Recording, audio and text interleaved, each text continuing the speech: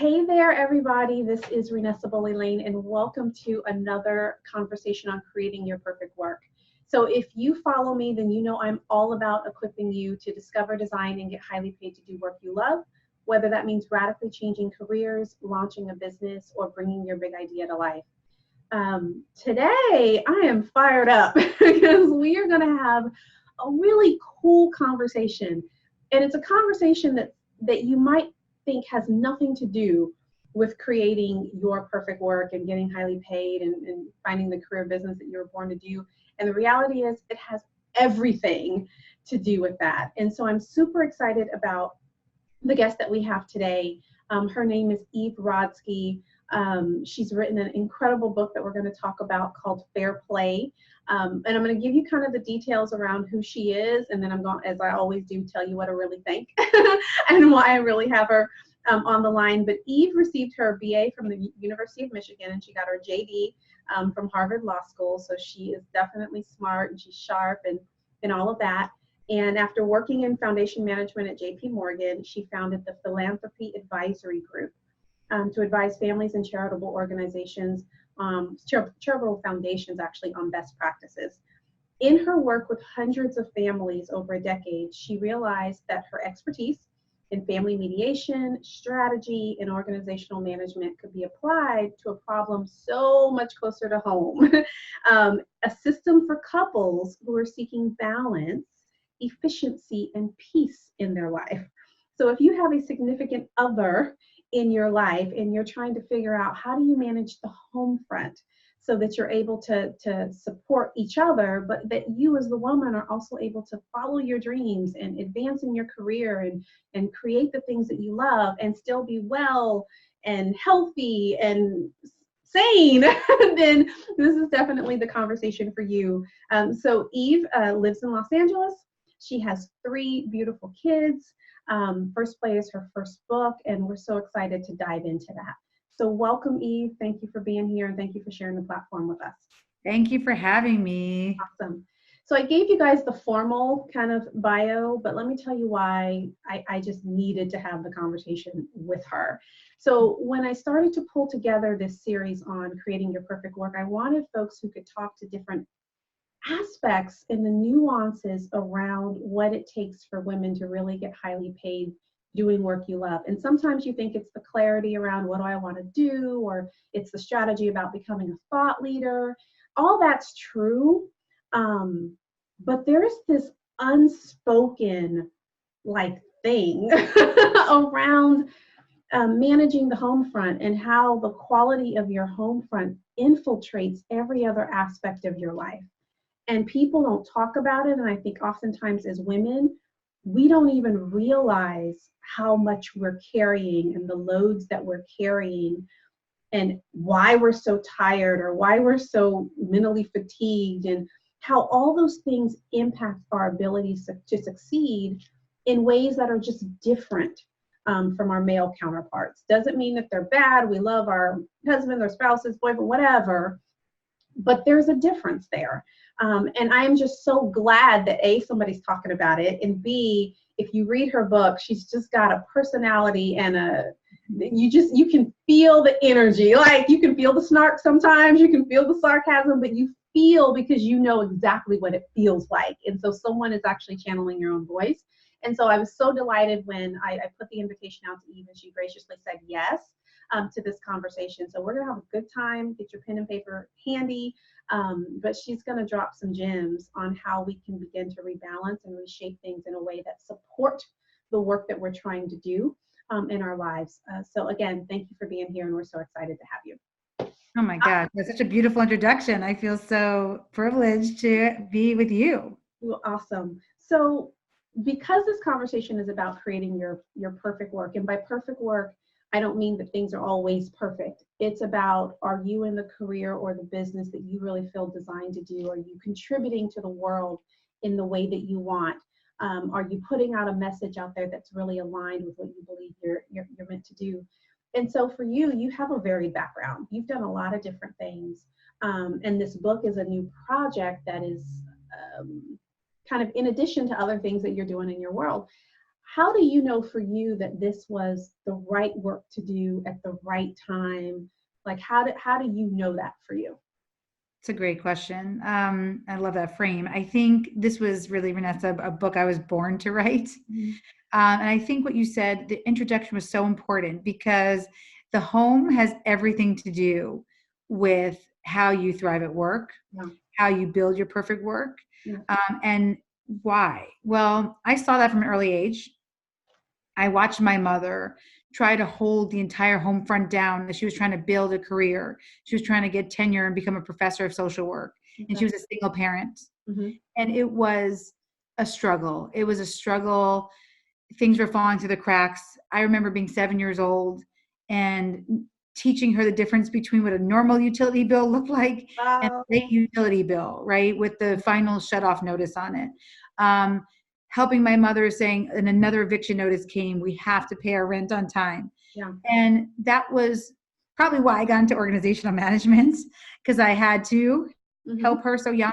But what it also did was it helped me realize that I didn't want to live like that. Yeah. So back to designing your life, I said to myself, I want to do it differently. I want an equal partner in life who's going to support my career. Things are going to be easier. I'm not going to have to hold the entire brunt of the domestic work at home. And so I married that person. I married that person. Things felt super fair. We took turns ordering takeout. We took turns doing the dishes. We took turns supporting each other in our careers. I marked up his operating agreements as his business grew because I'm a free legal advice. I'm a lawyer by trade. He stayed up all night quizzing me for this dream job I wanted at JP Morgan in philanthropy.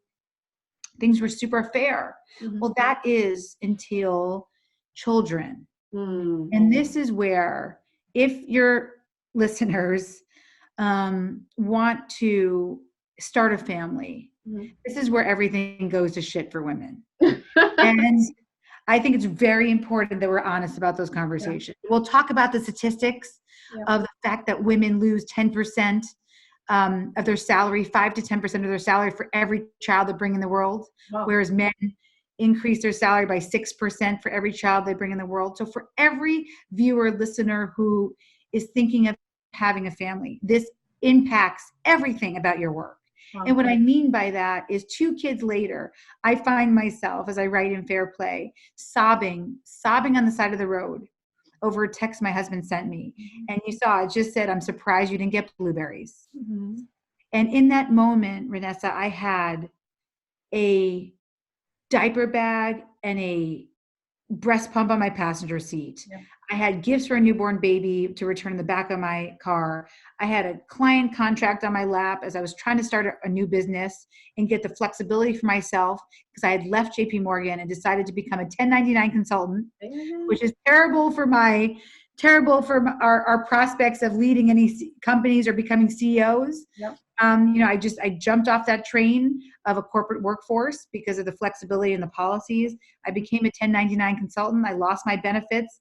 I lost my 401k. And I was trying to still hold it all together. And I started crying. I started crying when that text came in. I was on my way to pick up Zach, my older son, who was a 3-year-old at the time, in his toddler transition program. I had a pen stabbing me in the vagina as I was trying to mark up this client contract. And that's when I was like, not only can I not do it all, but I started crying because I thought to myself, back to the theme of your perfect work, I found myself thinking to myself, wow, I used to be able to manage employee teams.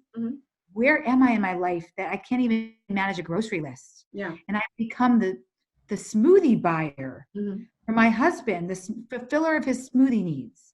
And not only that, but I became the default, or as I like to say, the she-fault for literally every single household and childcare task for my family.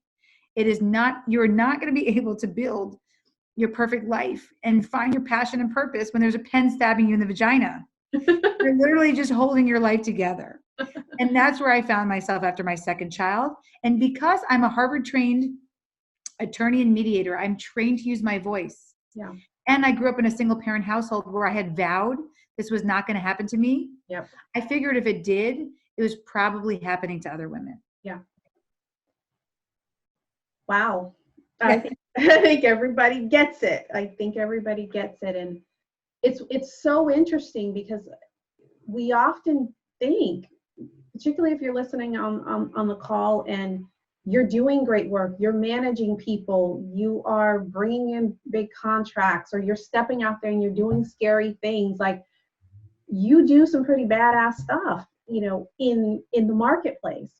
And then to come home and feel like I can't, like clothes are everywhere, or this is happening, or that's like, it's really difficult, because on the surface, it seems like relative to other things you may have done, you should totally be able to get this, right? And so there's a lot that goes on underneath the surface. But you talk about, because I want to make sure that as people are listening, and I know there's men who are creeping into this conversation as well, I want to make it clear that it's not a male bashing or a spouse bashing conversation at all. No. Many of us are married to great partners that we love and we admire and we respect. So let's start with that expectation right off the bat. At the same time, I think as women, we have unrealistic expectations of not only what our spouses expect of us, but what we expect of ourselves as well. Because there's lots of conditions that we would never accept in the marketplace, from a boss or from a, you know, this or coworker or whatnot, that we accept in the home because somehow we think that's the way it's supposed to be, or this is my role, or this is my responsibility. And there's no room for negotiation around that, right? So you talk about in Fair Play, it promotes this idea of equity and fairness in domestic responsibilities, not equality. Tell me more about the distinction that you're making there. It's a great question. And I really appreciate you saying that about men, because what I like to say is that Fair Play, you know, that my 7-year quest since that Blueberries text to get to the system for domestic rebalance that invites men to the table, started as a love letter to women, Renessa, but it really ultimately has become a love letter to men. Yeah. Because what I realized about a lot of the books in this area was we call it the gender division of labor, but a lot of these interviews that people were doing were just with women. Mm-hmm. I talked to over 250 men for this project. And so I feel like I'm channeling men almost more than I'm channeling women. And we'll get there about sort of why the solution works for both people, why the way we do it currently is not working for anybody. Yeah. But back to the equity, I think that's a good segue, because this Fair Play fundamentally unwinds this idea that 50-50 is the right equation. I'm here to tell you that 50-50 is the wrong equation. Okay. Because I don't even understand what that means. Yeah. I think it leads to scorekeeping. What I found in my 500 plus interviews over the past 7 years, I went out into the world and I decided intentionally to mirror the US Census in terms of how people identified, whether it was working poor, or middle class or lower middle class, or how they self-identified by ethnicity. I wanted to make sure I had 35% people of color. I wanted to make sure I had the bell curve of, not even a bell curve, but sort of the upward curve of socioeconomic status in our country.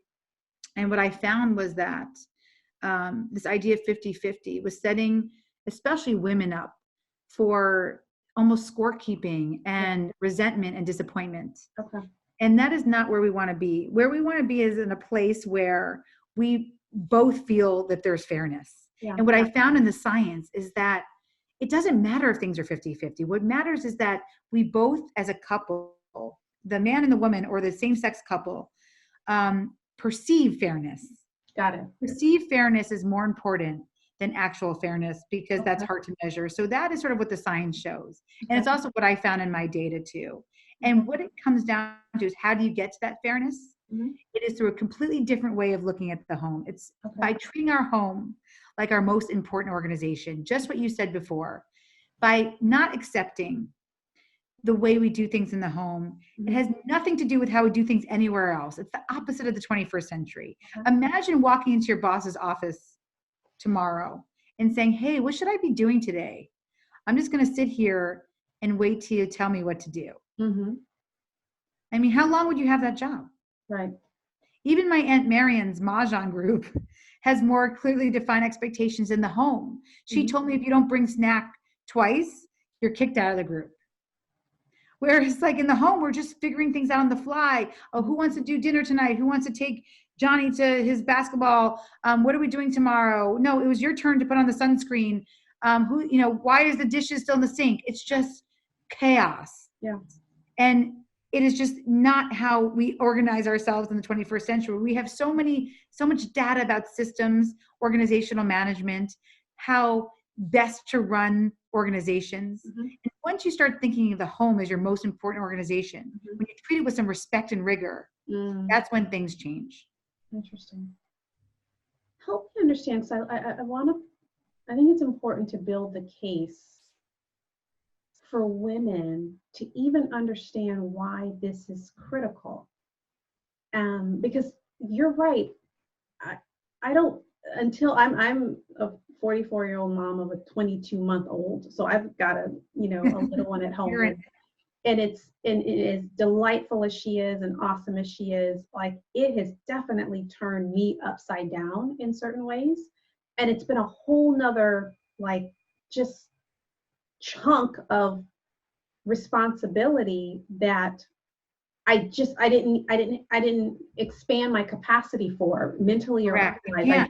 It was just like, oh, okay, well, of course I'm going to do all of this, whatever else comes with this, and you just kind of roll with it. And I think for some of us listening, we don't even conceive of why this becomes a critical component, especially if we're looking to make radical change, starting a business, making a huge pivot. Like, this is a big chunk of life that's important to kind of get right or get better. It may not be right, but yes, no, but you can get it right. That's the thing. The people who are playing fair play are getting it right. Okay. And the way they're getting it right, and what so this just taken me 7 years. So I did a lot of, 4 years of research, and I've been testing the system for 3 years. Okay. And what I see is that we cannot as women keep the status quo as is, because 43% of us take a career detour after kids. Okay. That is completely unacceptable. If we think that there is not costs to doing all the mental load, all of the invisible work, all of the second shift, all of the emotional labor, whatever you want to call it, there's different names for what I'm talking about, but I like the word invisible work, and I always have, because there's a modicum of a solution in there, right? You can't value the invisible. So visibility equals value, and that's what fair play is about, bringing the visibility to all this work, and then being able to have clearly defined expectations over how it's divvied up in your home. Yeah. But what it comes down to is that we cannot afford to live like this, because there are 4 main costs to women. Yeah, let's talk about that. Yes. So number 1, every single woman. So fair play is based on a card game. It's based on a card game where if there's 100 cards, and you hold cards with full ownership, and we'll get into what that means. But of those 100 cards, when I started to ask women, how many cards are you holding for your home? If a woman was holding more than 60 cards and she had a full-time career, 0. If she was holding more than 60 cards with a full-time career, which is where I was, 2 things happened. They either exited a traditional job, or they had an ailment. Insomnia, Hashimoto's disease, anxiety, and anxiety disorder, diagnosed and on Zoloft, Lexapro. These are the things that are happening to us because we cannot do it all. And that was how I was that day. So my life was, I was absolutely determined to do it all. And if you look at that Forbes list, it's proof. Did you see that Forbes list this year? I sleep with it next to my bed, because it's the best thing that ever happened to me, was that Forbes magazine that came out, and it had the top 100 most innovative CEOs of 2019. And why it was the best thing that ever happened to me was because 99 of them have one thing in common. They have penis and testicles. And I think it's so important to understand that's the power center. They're mostly white men. They're over 40. They are the CEOs. They are the ones making policies for the rest of us in our country. And they're all men. So if people think things are okay the way it is, they just have to pick up that Forbes list. Now, I wanted to stay in the workforce. My corporate policies, I begged for to work one day from home after my son was born. I was rejected, right? So then I tried to go back and ask for my job back, and I ended up pumping in a dark stairwell of the corporation. There wasn't even a lactation room at that time. And I kept thinking, this is probably unsustainable. Because my husband made more money than me, right? I had this toxic messaging that I should be the one to make that sacrifice to gain more flexibility for my family. Mm-hmm. And so that's how I exited the corporate workforce and I ended up being a 1099 consultant. Mm-hmm. And that took me out of the running to be a CEO of a major corporation or all those things. I mean, maybe now I can go back, but it was an unconscious decision Mm-hmm. that sort of slowly spiraled out of control for myself year after year, Mm-hmm. where I call myself in the book, there's personality profiles. So new superwomen are the women who are holding all the cards, the fair play cards, the metaphor, and in the workforce full time. Those are the women with the ailments and with reporting to me that they're about to exit the workforce because they can't handle it all. Mm-hmm. Then there's women like me who I call the accidental traditionalists who take a career detour, maybe to become a consultant or do something else, but not because they really wanted to, but because they were surprised by how much work there is, especially after kids in the domestic sphere. Mm-hmm. And so those are the women I think that I want to talk to the most. I think intentional traditionalists, they have a different path. And I talk about why it's important for them to also play fair. Mm-hmm. But I think your listeners are the women who would identify as either new superwomen or accidental traditionalists. Yeah. And those are, or collaborators. Hopefully some of them are what I call collaborators, where there are men holding full ownership in their home. Yeah. But that is really ultimately the costs are to our careers, Mm-hmm. our financial power over our lifetime, Mm-hmm. our wellness, Mm-hmm. our identity, Mm-hmm. and and to be honest, most importantly, I think, for fair play is our partnerships. Yeah. Because the resentment, Yeah. when you don't figure this out, grows and grows and grows, and to the point where the statistic is 30% of people divorce over this issue alone.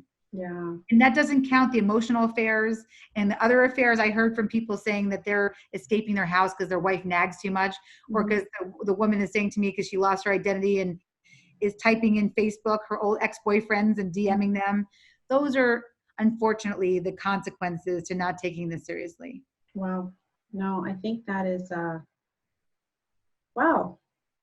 Yeah, it's a big deal.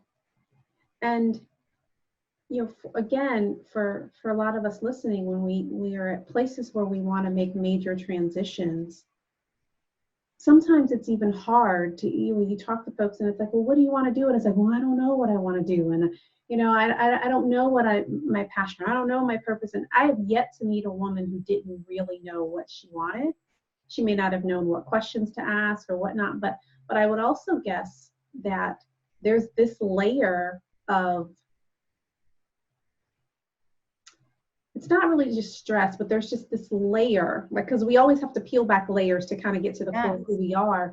And this dynamic of just being overwhelmed or overworked, especially from the invisible work perspective, because again, there's a lot of things that I do in my life that I don't consider work because there's not revenue attached to it. Correct. So you say this in your book that, oh, well, if it, it doesn't count, but there's lots of things America, yes, that I do, that there are days where I'm like, how do I even account for what happened today? Like, I don't have anything to show for it, right? But there's so much that energy that's been expended.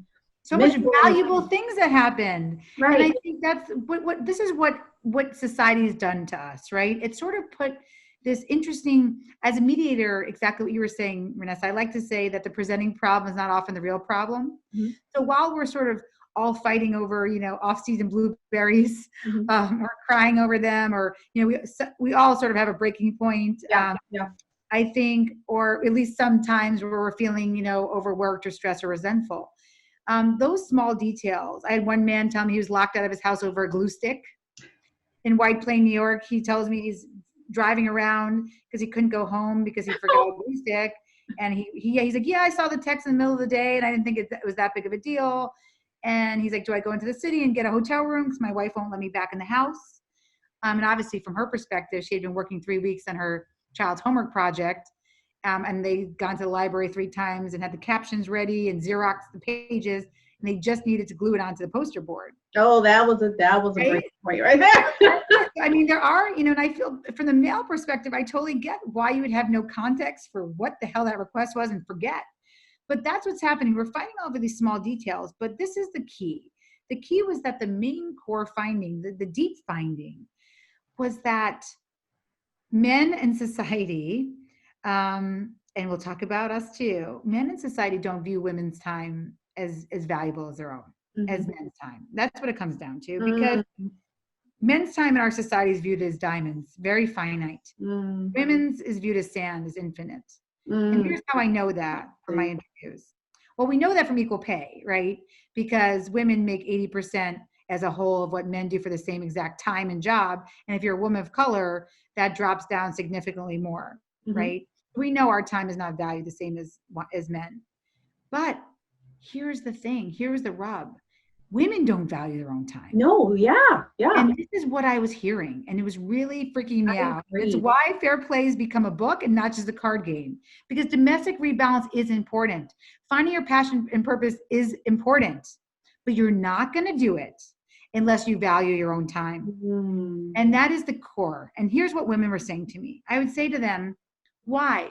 Why are you the one who picks up your son if he's sick from school? And women would often say to me, well, my husband makes more money than me. I have more flexibility. He's really busy, right? So that's a terrible argument, because men will always make more money than us, even in the same job. And I said, God forbid you're a woman of color, because then it really will affect you, right? Men will always make more money than us. So we can't think as time as money, or else we'll be in the same circles for the next 100 years. Other women were saying to me, well, I'm wired differently. You know, I'm a better multitasker. My husband is just better focusing on one task at a time. So I went to the top neuroscientists in the world. There's no evidence that women are better multitaskers. In fact, one said to me, this very old, sort of proper neuroscientist, he said to me, he's like, this is more off the record, you know, not for your quote in the book, but he was so cute and very, very, and changed my life in this moment, because when I sat down with him to ask him that question, are women better multitaskers? Are we wired differently? He said to me, just straight in the eye, he said, look, Eve, imagine you can convince half the population that they're better at wiping asses and doing dishes. Wow. How great for the other half of the population. So that sort of changed that was like a drop the mic moment for me. Yeah. Then other women were saying to me things like, well, in the time it takes me to tell them what to do, I might as well just do it myself. So that's a terrible argument from a behavioral economics perspective. I went to the top behavioral economists in this world, in the country and abroad. And they said, of course it makes sense to tell somebody what to do now, so you're not stuck doing it over and over again for your lifetime. And even women in the same job, 2 shipping supervisors, 2 colorectal surgeons, women were still saying, my husband's really overwhelmed and I find the time. And there's no way, Renessa, to find time unless we're Albert Einstein and we can sort of pull from the space-time continuum. It's just that what I realized after woman after woman after woman after woman was saying these things to me, I finally realized, wow, there's just such a different expectation over how we are supposed to use our time. And we've sort of bought into that. Got it. So, because we can go on forever and diving deeper into just even the psyche of the problem. So then how do we begin to fix it for ourselves? So first and foremost, because what you said about, particularly for women who are, let's say you're 1099 or you're starting, you know, your business and or maybe you have your business, you do have quote unquote more flexibility than perhaps your spouse might have. Doesn't mean that you have more free time. Correct. That's it. You ding. But you have more flexibility. My husband says that all the time. You've got more flexibility than I do. Again, great. Ding. But the reality, I love what you just said. It doesn't mean you have more free time. Yes. Well, so you just said you should say it 100 more times, but that's it. What you just said is the key for you to tell your listeners. Yeah. Flexibility does not equal free time. That's true. It actually equals less time, especially if you're trying to build something, right? Yeah. You're absolutely correct. And so I think the problem is we've all bought into this notion that we have to do it all. Yeah. And that was why I've told my own story, because I wanted to tell women's stories all over, not just my own story, but I thought it was really important to say, again, back to the person I am, who's sort of trained to communicate and also trained to know better from the single mom perspective. I started off this process of thinking it's on me. When my son, because I had more quote unquote flexibility, it never occurred to me to ask my husband not to go into work at 7:30. It never occurred to me to ask him to pick up the kids when they're sick from school. I dropped everything for them because I became this 1099 consultant. And what that meant is I started my workday at 10:30 and I was often ending my workday at 3. So I could never catch up in terms of money. I could never catch up in terms of how many clients I could have because I had such a short and compressed window. And so what that meant was over time, I ended up doing more and more in the home. And it became this pattern that was nothing like it was before we had children. And it made me very sad. And it made me want to exit my marriage after my second son was born. So I said, I could resign myself to doing it all, or I could become my own client. And that was the solution. It was taking a decade worth of mediation and family organizational management experience that I have from working with very complex family businesses and family foundations and applying it to my own life and to the lives of people who had beta tested for me over the past 3 years. So I can get my favorite chapter of Fair Play is called The Top 13 Mistakes Couples Make and the Fair Play Fix. And what I realized was everything that I knew about organizational management, not one thing was being applied in the home. Got it. So once I decided that we were going to try, Seth and me and my beta testers, treating our home like our most important organization, things started to change. But it had to start with me saying to Seth, every time you ask me to pick up the blueberries and I'm spending the last 12 minutes in service of my day after I work in service of our household, whereas you get oftentimes 4 hours after your busy work day to decompress, watch SportsCenter, finish a PowerPoint, work out, it doesn't feel fair. It feels like your time is finite and you're guarding it with your life, whereas my time is infinite and I can do a million things for our home. And that is unfair. And ultimately, Seth was willing to listen because I was talking to him in a different way, not just saying, why do you never do anything right? And so we started to practice this idea of what I call the life-changing magic of mustard. Okay. If your listeners think there's life-changing magic of organizing their junk drawer, well, I'm telling you there's life-changing magic in ownership and systems building. And what I mean by that is somebody has to know your second son, Johnny, likes French's yellow mustard with his hot dog, right? That he chokes on his protein if he doesn't eat it. That in project management, organizational management, we call that conception. Then someone has to monitor when that mustard is running low and put it on a grocery list, right? With everything else that you need for your family meals for the week. That in organizational management, project management language, we call that the planning stage. And then someone has to get their butt to the store to purchase the French's yellow mustard. And that's in organizational management, what we call execution. Now, what was happening in my interviews over and over again, when I asked people how they divided up domestic life, I realized that men were stepping in at the execution stage. And here's what happens, Renessa. They bring home spicy Dijon, the gross kind with the seeds, and you ask for French's yellow. And so men all over this country were saying to me, I'm not going back to the store for my wife because when I do, I'm doing everything wrong. And women were saying to me, Eve, what are you talking about? What is this estate planning card? You want me to trust my husband with estate planning? The dude can't even bring home the right type of mustard. And that is what this is about. It's not about mustard or blueberries. Back to the mediation, it's not the presenting problem, is not the real problem. What this is about is ownership and trust. And the only way you get there is not by handing someone a list of what to buy at the grocery store, which is how we're doing things. It is sitting down to have values conversations, taking a new vow over things that matter like garbage and dishes and wiping asses and taking our kids to school and everything else in between. And when I ask women and men, my favorite question is to say, tell me what your wedding vows were and how are you living your wedding vows this week? Most people give me a blank stare. They can't even remember what their vows were on their wedding day. But when I ask you to take a new vow over garbage, those are the vows that matter. If somebody tells me they have a partner who's fully in it with them, who's transporting their kids to school, who's purchasing the right type of mustard, those are the relationships that I see are thriving and where women are getting to step into their full power in the world. And that's ultimately what I want. I want women to step into their full power in the world by inviting men to step into their full power in the home, by owning the full mustard situation from start conception to planning to execution. Not just saying, I will sit here and wait to be told what to do, and then I will help you. That does not work. That's awesome. You say in your book that there are certain rules. How did I write it down? I can't remember. There were rules to I actually have it up here. Or if you know it, you can tell me what it is. But you said that there were rules to the 4 rules of fair play. Yes. What are those, like in a nutshell, what are those rules? Okay. Number one, we just talked about how we think, like how we think about what's valuable. Very helpful, and thank you for asking. Not many people ask me to delve into the rules, but I'll tell you why they're important. The 4 rules for fair play are the rules that are consciousness changing, right? They are the things that we need to know, especially as women. And men, our allies too, have to know this so that we can go into the game with context. Yeah. And because otherwise it just becomes another list. If you think playing a card game where you're going to throw garbage at someone is going to work, it's not. It'll just be like another list until you understand these 4 rules. Rule number 1, all time is created equal.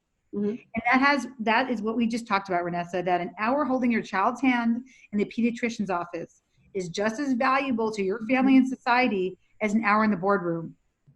Now, why is that hard to swallow? It is hard to swallow. As a woman, that's hard to swallow. It is. I ask women and men, and they want to believe it, but they tell me they don't act on it. They don't act on the belief that an hour holding your child's hand at the pediatrician's office is as valuable as an hour in the boardroom. But to get to real societal change, we have to believe that's as valuable, because it is. It is. And then guess what? If there's value in that, then men will do it. Men will do it. Now, the second rule is reclaim your right to be interesting. It's a provocative rule, and it's what you're helping people do, and why I'm so happy to be here with you. It's the idea that we as women, we have permission to be interested in our own lives. We are more than just a parent and a worker. And if your job is your passion, more power to you. Mine wasn't when I was stabbing myself in the vagina with a pen, sort of trying to get to my son's preschool, right? It's very hard to think about how to establish your passion or your right to be interesting when you're drowning in invisible work. Yeah. And so without the context of rebalance, it's a very hard pill for women to swallow, I think, because it just becomes another thing that they have to do, including the self-care and their adult friendships. And I don't want it to feel shaming to women. So reclaiming your right to be interested, the number one thing we have to do is retire guilt and shame. It is key. And what I mean by that is my favorite all-time question to ask men, I keep saying I have so many favorite questions because they're all so fun, was to ask men, specifically men who identified as middle class or upper middle class, less people who were in factory jobs who didn't travel. These were people who traveled for work, men who traveled for work. I asked them, or would have traveled for work. I said, if you're logged in at SFO and you told your kids and your wife you'd be home to put them to bed, and you can't get there, you'll see them the next day. You have to check into a hotel. Do you feel guilt and shame? And so I expected men to say no or whatever, but what I didn't understand, Renessa, was that most of them wouldn't even understand the question. Oh, I'm sorry, what? Right. Sorry, what? Exactly. Do you mean because my wife is going to be mad at me? No. Do you feel guilt and shame?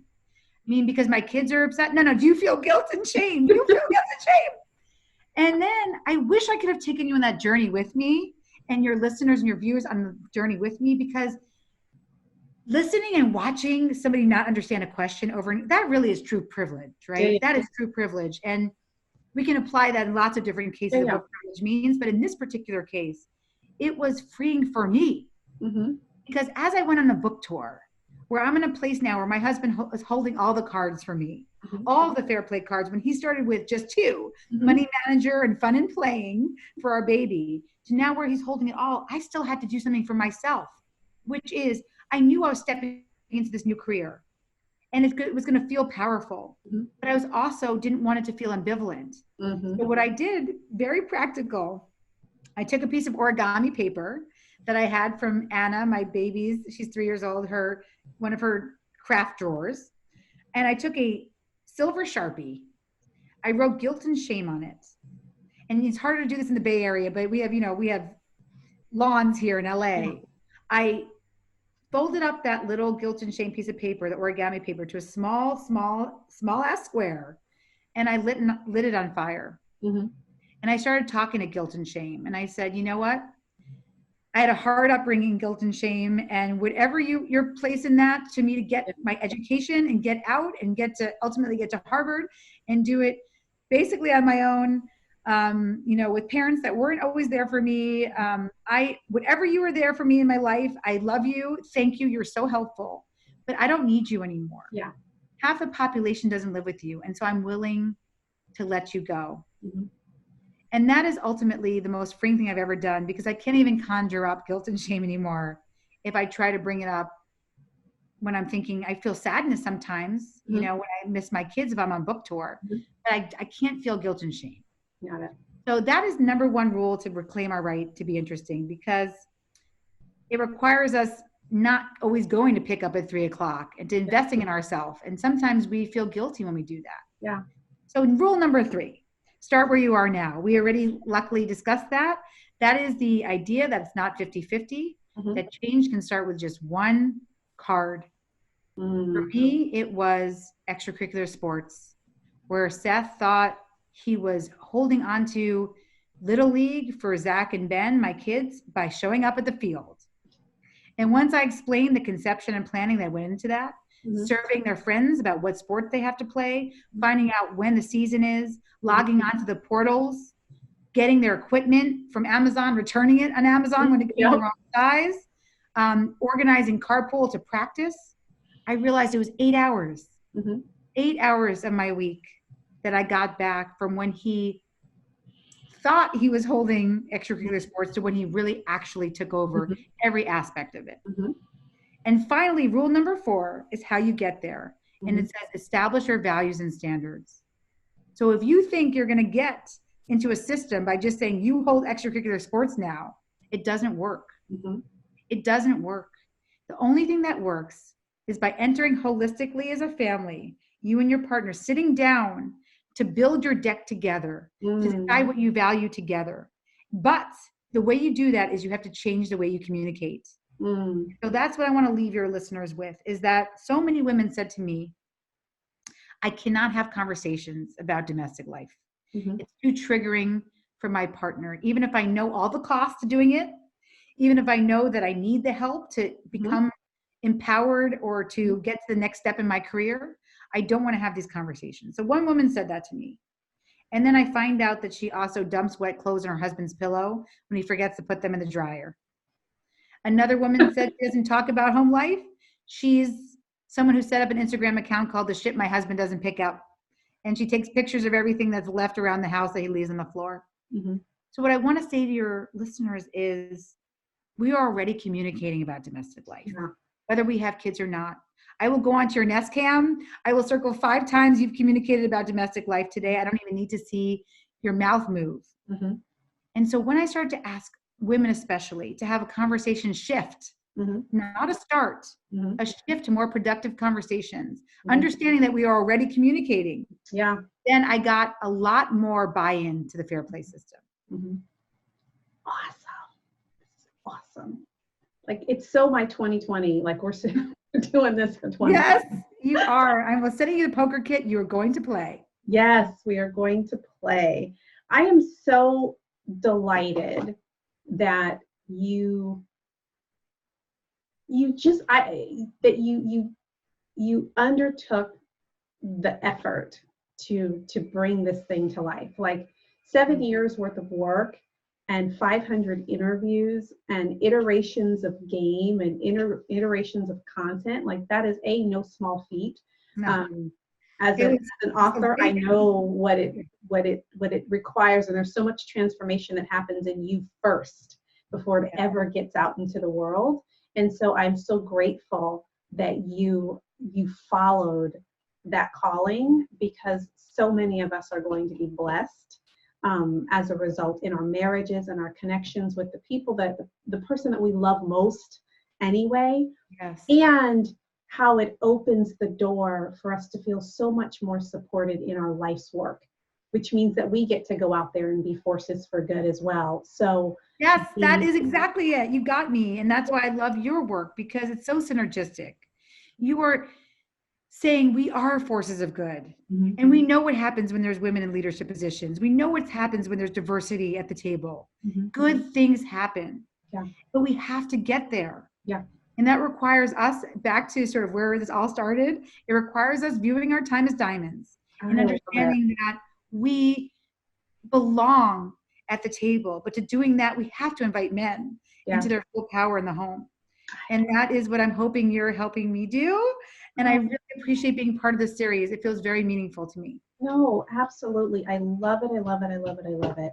And so that being said, Eve also has a special gift for everybody that's listening in, to be able to tap into so much more of what she said. Because literally, guys, she's only scratched the surface. Like, get the book. Mhm. Just, if you are a mom, if you're a spouse, if you ever think you're going to be a mom, biologically or otherwise, if you're just a really active auntie that has kids, like, whatever, like, get the book. Just get the book. But that being said, Eve, you have a special gift for folks that are listening as well, so that they can also be able to connect with you. So share what that is, and then I'll share with folks how they're able to access it.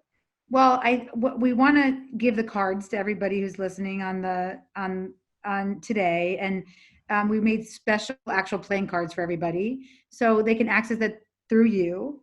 And so we're going to share that, and we're going to, as we share everything out there, we also want to make sure that people have an ability to ask more questions and connect. And so however you want to do that, Renessa, we are, us and Hello Sunshine are here to make that happen. So there's going to be a link right next to this video where you'll be able to access everything that you need to access from Eve. Get on her list, follow her stuff, learn from her.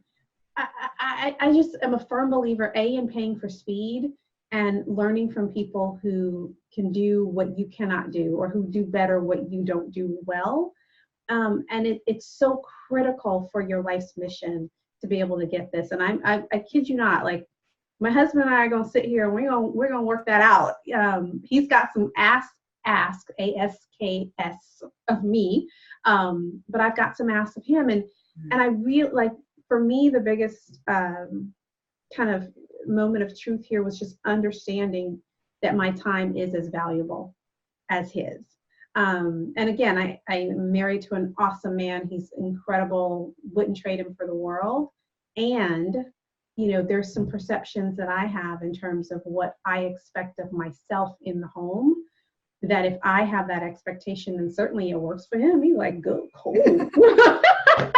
How is it? It was working. It was working. Yeah. But actually, you know what I will say? What my husband now says to me, he thought it was working, maybe because he was doing quote unquote less. Mm-hmm. But what he says now is that men get a lot of value in what this the psychologist in our book, my book that I quote, her name is Tova Klein, she talks about in the space in between. Mm-hmm. My husband gets quality conversations now when he takes my sons to practice. Yeah. He's getting quality conversations when he held my daughter's hand at the pediatrician's office for her flu shot when I was on book tour. Mm-hmm. These are connections. Yeah. That ultimately how you connect is who you become. Yeah. And so this is for our next generation. The importance of fathers in their lives, or same-sex couples, the importance of the other person in their lives, mm-hmm. Two active partners. If you have that solution privilege to be able to play with someone the way my mom did it, and so many single mothers may not as much, then take it, use it, and let it amplify your career. I think so. I'm so excited that you're here, and I just can't wait. I'll give you a hug over the phone. Yay! But that being said, we've gone so over time, but we all needed to hear this, right? So sorry we went over, but on behalf of Eve and myself, and stick around. I'm just gonna stick around. Don't leave me. But on behalf of Eve and myself, we just wanted to congratulate you for taking your first step in First Play, and wish you every success, every happiness, every joy, every wellness as you pursue your perfect work, and as you draw closer to the people that you love most and create most meaningful connections. So with that, we're going to say bye-bye, and we'll see you next time. Bye.